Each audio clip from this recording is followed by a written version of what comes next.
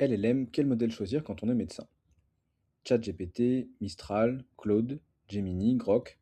Tu es un peu perdu dans tous les modèles qui existent et tu ne sais pas lequel utiliser en tant que médecin. On t'explique l'essentiel. Et à la fin, on te donne aussi le prompt qu'on utilise pour disséquer un article scientifique en 30 secondes. Au sommaire, qu'est-ce que c'est qu'un LLM? Propriétaire ou open source? ChatGPT, Claude, Gemini, Grok. Lequel utiliser selon ton besoin? Les images, pourquoi Nano Banana mérite d'être connu? Les pièges à éviter pour être médecin, l'expérience du loup-garou et ce qu'elle révèle vraiment sur les LLM, et récupère bien sûr notre prompt de veille scientifique en fin de newsletter. Tout d'abord, c'est quoi un LLM? LLM veut dire Large Language Model. En clair, c'est un modèle entraîné sur une quantité gigantesque de texte, capable de produire du langage de façon très fluide. Il ne comprend pas le monde comme un humain. Son rôle, au fond, c'est de prédire le mot suivant le plus probable pour produire une réponse qui paraisse cohérente et qui satisfasse l'utilisateur. C'est pour ça qu'un LLM peut résumer un article, reformuler un mail, structurer des idées, vulgariser un concept, traduire un texte ou aider à la recherche bibliographique. Mais il faut garder une idée simple en tête. Un LLM n'est pas une source de vérité. C'est une machine à langage très puissante, très pratique, mais pas magique. Certains le comparent à un perroquet stochastique. Parlons de l'expérience du loup-garou. Trois étudiants de l'ENSA ont conçu un benchmark original autour du jeu du loup-garou pour tester les LLM autrement. Pas seulement sur des QCM, mais sur des vraies compétences comme la persuasion, la stratégie, le bluff, la coopération et l'adaptation au groupe. L'idée est brillante, mais les résultats sont un peu dérangeants. Sur ce type de tâche, GPT-5 ressort comme particulièrement fort pour influencer, tenir une histoire crédible et pousser au groupe dans une mauvaise direction.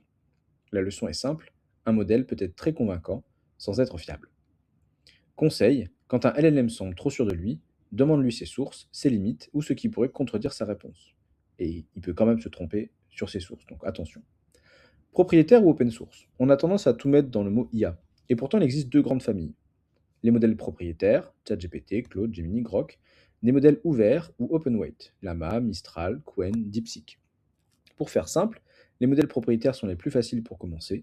Les modèles ouverts deviennent intéressants quand on veut plus de contrôle, du local pour garder ses propres données. Cela nécessite d'être plus technique et posséder un ordinateur avec une certaine puissance de calcul. On n'en parlera pas pour l'instant ici. Voici la revue détaillée des modèles propriétaires. ChatGPT, probablement le plus simple pour commencer. Si tu débutes, c'est souvent le meilleur point d'entrée. C'est le modèle le plus connu, le mieux et le plus marketé. C'est le plus polyvalent. Il aide à écrire, reformuler, brainstormer, apprendre, structurer un projet ou clarifier des idées. Si tu dois préparer un mail, résumer un sujet, challenger une idée, générer une image à partir d'un brouillon, c'est souvent un très bon premier réflexe. Claude, très fort pour écrire, travailler sur du long et automatiser certaines tâches. Sa grande force, c'est sa fenêtre de contexte plus large. Tu peux lui faire ingurgiter plus de textes, plus de notes, plus de documents avant qu'il te réponde. Il sera un peu plus performant que ChatGPT ou Gemini pour utiliser l'ensemble des éléments fournis sans les oublier au fur et à mesure. C'est très utile pour retravailler un article conséquent, résumer un long document, harmoniser un style ou garder le fil sur plusieurs versions d'un texte. Il est aussi souvent perçu comme plus fluide, plus propre dans l'écriture et plus rassurant dans son ton. Anthropique met aussi beaucoup en avant une approche plus prudente et plus éthique de l'IA. Honnêteté sur les limites, garde-fous, sécurité et volonté d'éviter certaines réponses problématiques. Cela ne veut pas dire que Claude a toujours raison, mais ça explique pourquoi beaucoup le trouvent plus safe dans certains contextes. Il est aussi extrêmement intéressant pour certaines tâches agentiques, enchaîner des étapes, manipuler des fichiers ou automatiser des petites tâches non sensibles. Mais dès qu'on va vers l'agentique, on entre aussi dans des usages plus techniques. Parlons maintenant de Gemini, très bon pour la recherche et l'écosystème Google. Gemini, de son côté, a un gros avantage, il est porté par Google, qui pousse donc fortement deux usages, la recherche approfondie et la création multimodale. Le système est capable d'intégrer des images, des infographies, des vidéos et même de l'audio. Gemini s'intègre aussi dans tout l'écosystème Google, Gmail, Google Drive, les fichiers et même certains usages sur son smartphone. A noter que on peut parler aussi de Notebook LM qui fera l'objet d'une prochaine newsletter, qui est un outil très malin de l'écosystème Google. Son intérêt, c'est qu'il travaille à partir de tes propres sources, PDF, documents, notes, sites web. Tu peux lui poser des questions, obtenir des synthèses et retrouver tes passages sources. Pour un médecin, c'est particulièrement utile pour digérer un dossier documentaire, comparer plusieurs textes ou travailler un sujet à partir d'un corpus précis, ou encore transformer une base documentaire en podcast, en infographie, en carte mentale, etc. On détaillera bien sûr tout ça dans une prochaine édition. Grok, à connaître mais avec un positionnement différent. Grok, c'est le modèle de XAI qui mérite d'être cité surtout par son accès en temps réel au web et à l'univers de X. Franchement, peu utile pour un médecin, surtout en première intention, surtout pour éventuellement une recherche bibliographique sur un sujet précis. Mistral, le champion français de l'OCR, donc de la reconnaissance de caractère optique, et du RGPD bien sûr. Développé sur la lampe de Molière en partie, le LLM français a le mérite d'être RGPD friendly et de s'en sortir très bien sur la reconnaissance de caractère. Bon, ok, pas encore sur la reconnaissance de l'écriture de nous médecins sur une ordonnance, mais ça viendra. Cela reste une bonne alternative pour qui veut rester local. Et tous les autres. Il existe des dizaines de milliers de modèles, plus ou moins spécialisés, plus ou moins bons. On a cité ici les plus connus, et encore, et on vous fait le tri, mais quand vous serez à l'aise, rien ne vous empêche d'en essayer d'autres. En somme, lequel choisir? Si tu cherches un outil simple et polyvalent, commence par ChatGPT. Si tu cherches à écrire et tu souhaites aller plus loin avec des agents IA et un peu plus de technique, va sur Claude. Si tu veux plutôt travailler sur tes ressources documentaires dans l'écosystème Google, va sur Gemini. Et enfin, si tu veux vraiment du RGPD, va sur Mistral. Et si tu ne veux pas choisir? Parfois, trop de choix tue le choix.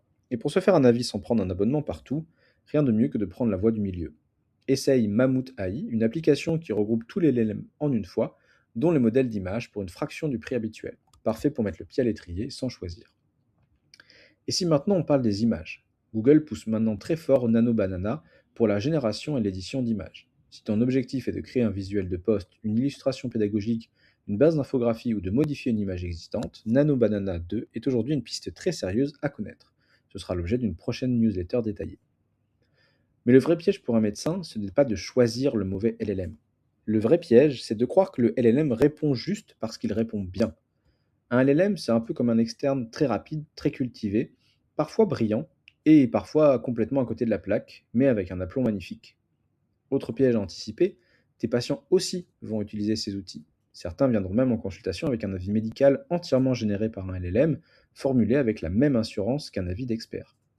Le problème, c'est qu'un texte très convaincant peut être faux, incomplet ou inadapté au contexte clinique réel du patient. Il va donc falloir apprendre non seulement à utiliser les LLM toi-même, mais aussi à désamorcer, recadrer et expliquer les réponses produites par ces outils quand elles arrivent dans ta consultation.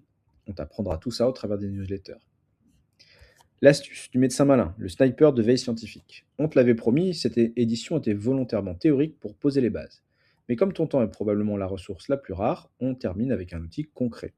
Voici le prompt qu'on utilise pour désosser un article scientifique complexe et en extraire l'essentiel en 30 secondes. Bien sûr, ça ne remplace pas ton jugement d'expert, mais ça peut te faire gagner un temps précieux pour un premier tri intelligent. On a un workflow plus poussé pour plus tard, mais pour l'instant, on commence par ça. Donc le mode d'emploi, tu copies le prompt qu'il y a dans la newsletter, tu le colles dans ton LLM préféré, tu ajoutes l'abstract ou le PDF et tu récupères l'analyse structurée. Pense toujours bien sûr à valider avec ton esprit critique. À bientôt sur les médecins malins.